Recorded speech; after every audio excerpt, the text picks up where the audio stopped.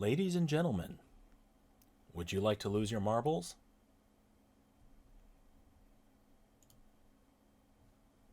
I know I want to. Let's do the marble run.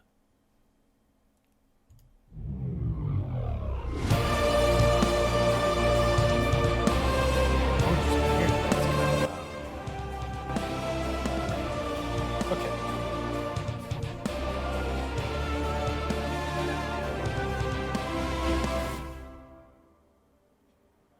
Despite making its third visit to Misty Mountain, the mystery of this location only seems to deepen as the Hazers play host once again to Marbula 1. Hey everybody, I'm Greg Woods. We know this track is somewhere. I don't know, we all made it here. I'm surprised that all of the camera crew and everybody else did too, and there's fans in the stands. But where exactly are we? I couldn't tell you. The monks that led us here didn't tell us either, but hey, they brought snacks this time when they led us up the mountain, so that's a plus. Either way, the Hazers host this round. I like how the person behind this channel just does a whole production behind this. Interesting. From a position of strength, Cloudy leads the championship in the individual standings. Misty is back in 12th. The Hazers overall have a lead in the team championship over the Savage Speeders and the Cobalts, who will weave their way through the mist and come out triumphant at this iteration of Misty Mountain. Well, we will have to see. In the past, when we have come here, Clutter seems to do pretty well. Pole position 2 years in a row, won back in Season 3. Hazy did break the host curse back in Season 2 and won here at the time for the Hazers. Fastest laps have gone to Cerulean from the Cobalts and Swax of the Bumblebees. But different team lineups, different conditions. The haze a bit thicker this time around for this Grand Prix, and the Hazers fans are thriving. They say bring it on, make it mistier, in fact. Well, if that is a benefit to their racer. I just want to point out that I think it's adorable that he had the whole stop motion marble crowd going wild in the stands. I'm sure they're going to be cheering for plenty.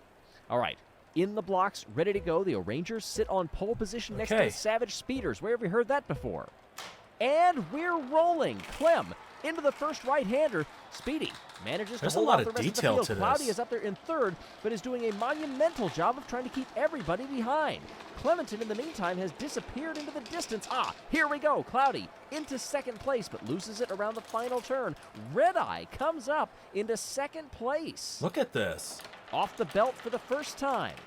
Who handles it best? Oh, look at that gaggle of marbles all together into that far hairpin as they drop through and end the first sector down the straightaway. Tumult is making up some ground and comes up into fifth spot there, but nobody challenging Clementon at the front.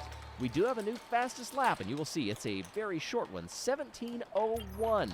This is a course that comes at you very quickly. Remo was challenging Red Eye off of the conveyor belt, but couldn't get it done, and in fact lost a position to Speedy in the process. As they drop through here, sometimes going 2 and 3 wide. You have to make up your decision which side of that split you want to go to. Clementon leads by over half a second. Red Eye in second, then Speedy, Rima, Ecto, Momo, Stinger, Quasar, Hart, and Cloudy has plummeted down the order back to 10th and now gains 2 positions. As I say that, wonderful drop. Speedy clears Clementon, who falls all the way back to 4th. Wow, something terrible happened on that drop, and Clementon lost the lead, and it wasn't even close. Speedy takes the top spot. Rima goes up into second place. Ecto is there. Clementon, Red Eye also in the fight. Oh, look at that battle up front. Speedy and Rima winding back and forth. And I think Rima's gotten it done. Yes, they're going to be side by side coming up the conveyor belt. 0.07 of a second between them. Rima takes P1. Ecto wants a piece of Speedy. Clementon has recovered now up to 4th. Cloudy has recovered up to 7th. I just realized something. I live in Las Vegas, right? There is literally a sports book for any event. Not just football or baseball or soccer, what have you, there are sports books for every event out there. Except for professional wrestling. Well, if I get a chance, I'll touch on that in a little bit. But there should be a market for racing marbles. There should be a market for racing marbles. Well, Clementon has been in fourth, I should say, and is right in between several marbles. Oh, very close. There's going to be 3 on one step of the conveyor belt. Off they come, now chasing Rima, and Clementon goes back to second place. That was a masterful move. Coming off of the conveyor belt, you saw Rima dip to that defensive line, knowing that the marbles behind are on a charge, especially Clementon, who still holds fastest lap. Oh, as I say that, Hart has stolen it away, and Clementon steals P1. Clementon takes the lead of this race with contact to Rima, leaving that marble out to drive for Redeye, but Redeye cannot pass yet. Rima has fallen back to 5th. Redeye now into second place. And what's the gap here? Oh, several marbles very close together. Momo and Speedy just a 10th or 100th of a second apart. Cloudy tips Hart and goes up into 8th. Ecto falling down to 6th. Meanwhile, at the back of the field, Pinky Winky is all the way last, behind Billy, behind Mocha, behind Sirius, and behind Shimmer. Clementon, a 1.5 seconds ahead of Redeye. Speedy in 3rd. Momo, Ecto, Rima, Cerulean, Cloudy, Hart, and Thunder. Quasar just off of the top 10. The speed differences for some marbles coming off of that drop have been tremendous. Others seem to be getting into a groove with it now. Redeye has just taken 0.5 seconds off of Clementon's lead. Through the first sector, each of those top 4 or 5 marbles having some space between them, and that lets them focus on their line. The laps are quickly running out. We saw the 3-lap pole shootout in Q2, done in under a minute. That gap continues to come down. Redeye has carved another 0.3 off. Oh, look at how close they are, just a few lengths as they come through that far hairpin. Now 2-3 lengths between them. Off of the drop, Redeye in the draft. They both move to the inside. Redeye shoulders aside. And did the move get completed? No, not this time, but another few tenths have come off of that lead. Clementon versus Redeye up front. There's the view as they take turn 1. I don't know about you, but this is actually kind of exciting. I like really this. Spreading out in places. We're still waiting for Pinky Winky. There we go. Wow, that's everybody. Could we see a marble get lapped here? Clementon responded very strongly. A 1.8 look at the detail on this track. A 1.5 seconds gained over Redeye on that lap. But is that a matter of Clementon really pushing, or is Redeye saving some in the tank for a final challenge in the few laps remaining? Here it comes back. Now 0.5 seconds between them. Speedy goes fastest lap, takes 0.02 off our previous best time. Sitting in 3rd spot, here comes Redeye once again. I think that was just a cool down lap, ready to mount that next challenge. Here comes Redeye over the curbs, keeping it under control, loses momentum in that penultimate turn, and the gap goes back up detail. Now to 0.7. Getting into the final few. Misty Mountain. We've seen several marbles working their way up the order, and we take a peek at the leader. Redeye, with more speed down that backstretch, closes up. Down 2 lengths behind. They come across the line. They're going to be 1 step and 0.04 of a second apart. Who gets the better jump off the conveyor belt? And so far, it's Clementon. Contact between them into turn 1. 1 lap to go after this one. Oh, their Redeyes move around the outside, but the door is slammed shut by Clementon. Momo has gotten by Speedy, as does Cloudy, back up into 4th place. Could a podium be in the cards for the Hazers?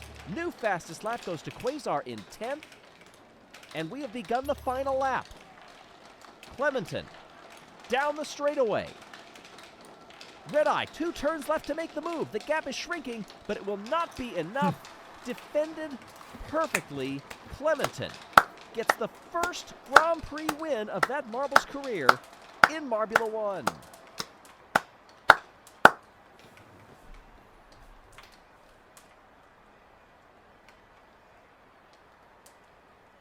Wow, Pinky Winky 18.5 seconds back. But all eyes on Clementon, a marble that was 36th in the standings. Scored 1 point in round 2, none in round 3, 5 points in round 6, and suddenly gets a win a week later in what was a back and forth duel with Red Eye. Oh, there was the move. I think Rima got caught up in the lane for the safety marble. Some reason off the belt veered to the right and was not able to get momentum back for the rest of the first sector. And how about Momo, by the way? They have reason to be thrilled. 9 spots. Dude, it's a whole freaking production on this. Look at this.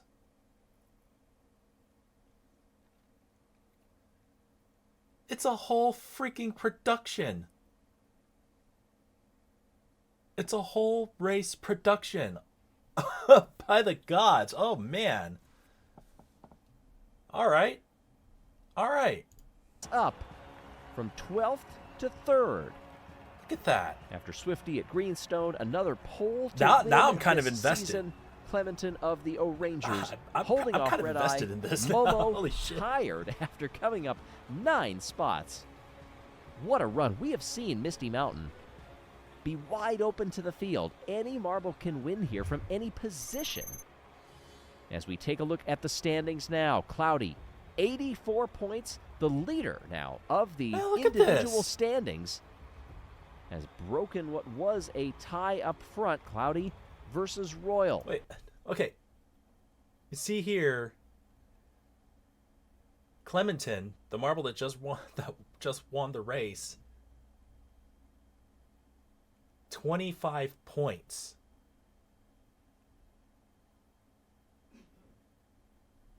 Wow. So they went from like 32nd all the way up to 11th. Of course, one Grand Prix between them as well. We'll have to see how that shakes out.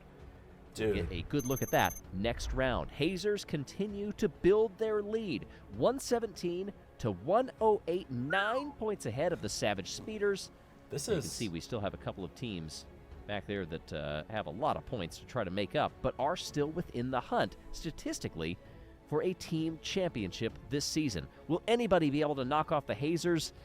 Well, we'll have to tune in to find out. Right now, it's looking pretty good for them, but anything is possible in Marbula 1.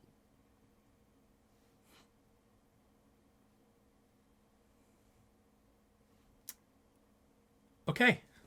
That's, wow. In fact, let me